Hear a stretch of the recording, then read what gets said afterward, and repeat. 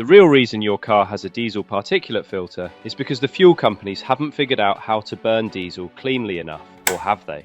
In this video, I am going to explain exactly why conventional diesel produces so much soot, how the DPF forces a chain reaction that compromises your engine, including inferior oil, fuel dilution, and accelerated wear. And then I will show you the specific technologies that already exist to solve this problem, but we are not using them. So the fuel stays dirty and soot levels remain high. This leaves vehicle manufacturers with the job of fixing the problem. Their solution? Bolt a complex filter system onto the exhaust and then make you responsible for keeping it clean. But that filter is not just catching soot. Its very existence forces compromises elsewhere in the engine. Compromises that most people are completely unaware of. To understand why, you first need to understand why conventional diesel is so dirty. Unlike a petrol engine, where the fuel and air are mixed before ignition, a diesel engine works differently. The air is compressed until it is incredibly hot, and then fuel is injected directly into it.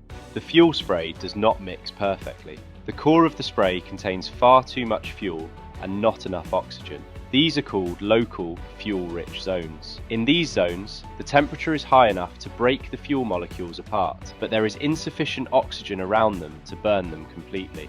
Instead of burning cleanly, the carbon atoms clump together and form solid carbonaceous particles. That is soot. Soot is essentially solidified, unburned fuel that never completed combustion.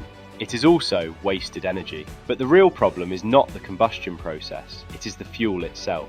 Conventional diesel is a complex mixture of different hydrocarbons. Roughly 20 to 35% of that mixture consists of aromatic hydrocarbons. Aromatics are the primary precursors to soot. When aromatics break down inside those fuel-rich zones, they form the exact molecular building blocks needed to create soot particles. When you remove the aromatics, the soot production drops dramatically. But removing aromatics requires a process called hydrotreating, which uses expensive catalysts and large quantities of hydrogen.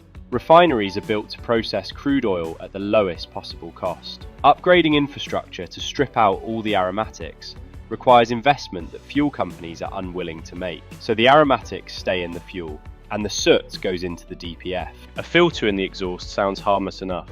It catches the soot, burns it off, and the problem is solved. That is the theory. In practice, DPFs are problematic and can trigger a series of compromises that extend deep into the engine itself. Because the vehicle has a DPF, the manufacturer mandates a specific type of engine oil. It is called low SAPS oil, which stands for low sulfated, ash, phosphorus, and sulfur. This is because most diesel engines consume a small amount of oil during normal operation, and modern engine oils contain metallic additives, detergents, anti-wear agents, and antioxidants. When these additives burn, they do not produce soot. They produce ash, and ash is incombustible. It cannot be burned off during a DPF regeneration cycle, so it accumulates permanently inside the filter. Research shows that up to 90% of the permanent ash accumulation in a DPF comes directly from additives in the engine oil. To prevent the DPF from filling with ash, oil manufacturers had to reduce the concentration of those highly effective metallic additives. And that is where the engines start to pay a price. One of the primary additives that had to be reduced is phosphorus, which is delivered by a compound called ZDDP. This is the main anti-wear additive in engine oil. It forms a sacrificial protective film on metal surfaces, shielding camshaft lobes, valve train components, and timing chain links from direct metal-to-metal contact. Low SAPS oil still meets the minimum wear protection standards, but older, full SAPS formulations exceeded those standards by a comfortable margin. The DPF has effectively lowered the quality of the oil and baseline protection available to the engine. Then there is the regeneration process itself. Under normal driving conditions, the DPF is designed to clean itself passively. When exhaust temperatures are naturally high enough, typically during sustained motorway driving, the trapped soot oxidizes gradually without any intervention from the engine management system. No extra fuel is used. The heat generated by normal combustion at higher loads is sufficient to burn off the soot as it accumulates. The problem is that many diesel vehicles never sustain those temperatures for long enough. Short journeys, stop-start traffic, and low-speed driving mean the exhaust doesn't always reach the threshold needed for passive regeneration to work effectively. So, soot builds up faster than it can be cleared. When that happens, the engine management system initiates an active regeneration. It injects a small amount of extra fuel late in the combustion cycle. This fuel passes through the exhaust unburned, reaches the diesel oxidation catalyst upstream of the DPF, and triggers a chemical reaction that raises the exhaust temperature to over 600 degrees Celsius. That heat burns off the trapped soot. Each of those active regeneration cycles consumes additional diesel purely to generate heat. Studies show this can add between 2 and 5% to overall fuel consumption. That is fuel being burned not to move the vehicle, but to clean a filter. During the regeneration process, a portion of that raw diesel fuel can wash down the cylinder walls and pass the piston rings into the crankcase. This is fuel dilution. It occurs to a small degree during most active regenerations, but when short journeys repeatedly interrupt the regeneration cycle before it can complete, or when the DPF is struggling to clear, the problem compounds. The engine management system keeps attempting to regenerate, and each failed attempt adds more diesel to the engine oil. The result is engine oil that is already low in anti-wear additives and is now further diluted with diesel fuel. Viscosity drops and the protective film on metal surfaces thins. Timing chain stretch and premature camshaft wear on modern diesels are in many cases a direct consequence of this combination. And if the DPF begins to block because it cannot regenerate effectively, exhaust back pressure rises. The turbocharger is now working against an exhaust system restriction. Heat builds in the turbine housing. Exhaust gas is forced backward through the turbo oil seals. The oil turns to carbon, the bearings wear, and according to turbo remanufacturers, a blocked DPF is one of the most common causes of turbocharger failure on modern diesel vehicles. The EGR system compounds the problem further. The exhaust gas recirculation system recirculates a portion of exhaust gas back into the intake manifold to reduce combustion temperatures and lower NOx emissions. But that recirculating gas carries soot particles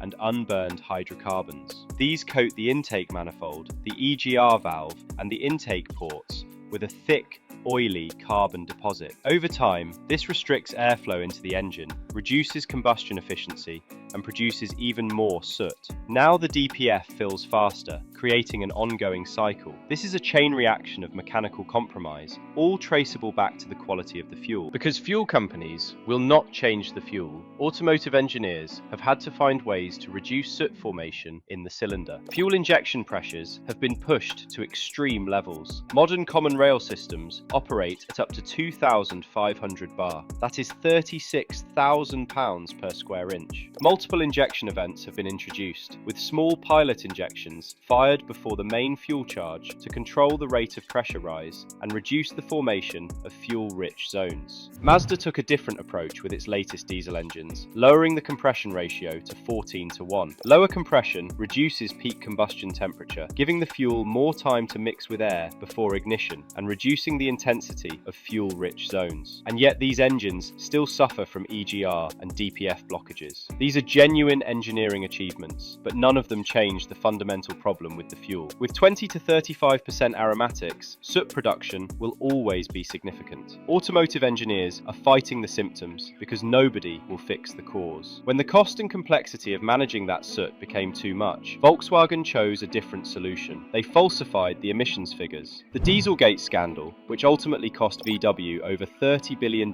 in fines, settlements and buyback costs, was the result of a calculation that it was cheaper to lie than to genuinely solve the emissions problem. But there is a fuel technology that solves this at the source, and it already exists. Paraffinic diesel is produced either from natural gas through a process called gas to liquid, GTL, or from vegetable and waste oils through hydrotreating, producing what is known as HVO, hydrotreated vegetable oil. These fuels contain almost zero aromatics. When a diesel engine runs on GTL or HVO, the reduction in particulate matter is substantial. Independent testing shows reductions of between 30 and 80% compared to conventional diesel, depending on the blend ratio and test conditions. At 100% HVO, the reduction reaches the upper end of that range, so much less soot is entering the DPF. This means fewer regeneration cycles, less fuel dilution, and less ash accumulation. The entire chain reaction described earlier is reduced. But here is the problem. GTL and HVO are not always available, and even when they are, their premium prices put them out of reach for everyday use. The infrastructure investment required to make paraffinic diesel the default fuel has not been made. Fuel companies have no commercial incentive to change. So for most of us, regular diesel is the only option. Cleaner fuels exist, they are proven, but most cannot afford to use them. So if the fuel is not going to change, the question becomes, what can you actually do to reduce the burden on the DPF and protect the engine from the chain reaction I have just described? The most effective option is a fuel conditioner containing a fuel-borne catalyst, FBC. When the fuel burns, the catalyst becomes embedded in the soot particles, and when those particles reach the DPF,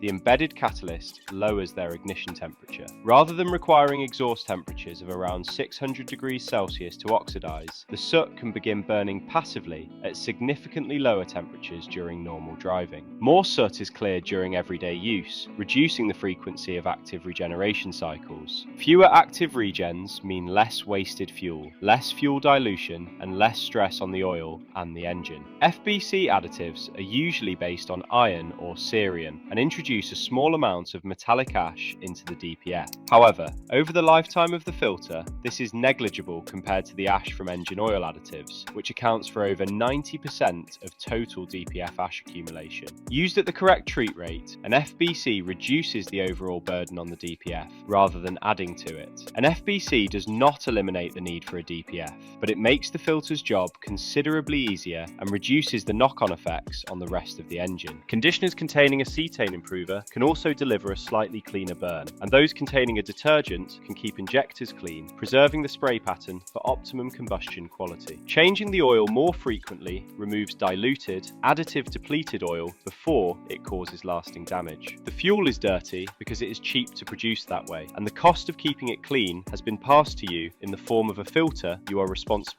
for maintaining. A regular use diesel conditioner containing an FBC is the most effective tool available to reduce that burden. I will be testing different conditioners and catalyst technologies soon to find out how they compare and how much they reduce soot. Subscribe now so you don't miss it. I'm Andy, the Additive Geek. Thanks for watching.